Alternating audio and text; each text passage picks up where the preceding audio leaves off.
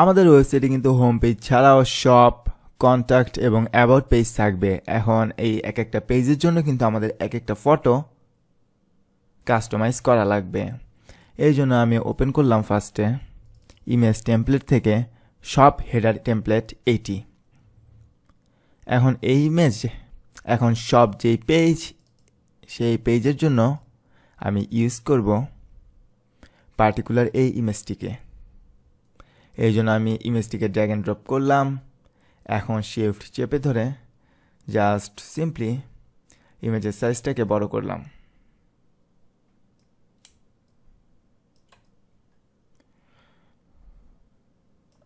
বড় করার পর এটাকে আমি এই জায়গায় সেট করে ডান করে ফেললাম। তারপর আমি ইমেজে গিয়ে অ্যাডজাস্টমেন্ট থেকে চুজ করব এক্সপোজার। তারপর আমি এই ইমেজের এক্সপোজার বেশ খানিকটা কমিয়ে দিব।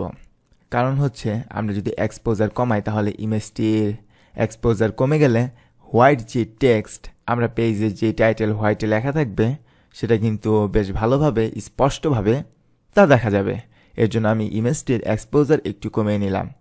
অ্যান্ড ইয়েস, আমাদের এডিটিং ডান সব ইমেজের জন্য। এখন আমি জাস্ট সিম্পলি সেভ করে ফেললাম এটিকে ডেস্কটপে।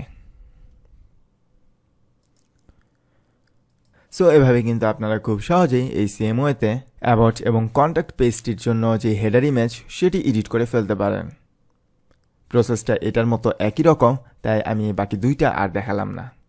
Thank you so much for watching. See you in the next lecture.